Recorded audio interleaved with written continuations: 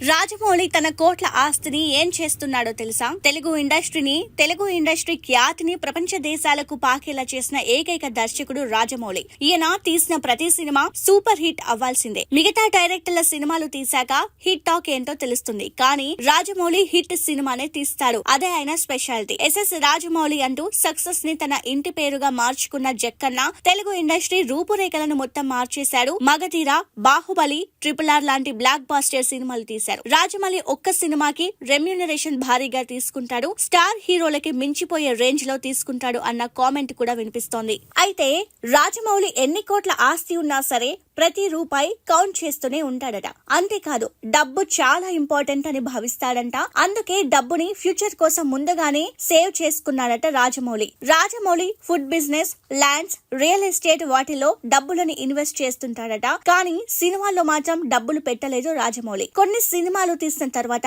Cine industry నుంచి తప్పుకోవాలని నిర్ణయించుకున్నాడంట. ప్రస్తుతం ఈ వార్త సోషల్ మీడియాలో తెగ వైరల్ అవుతోంది.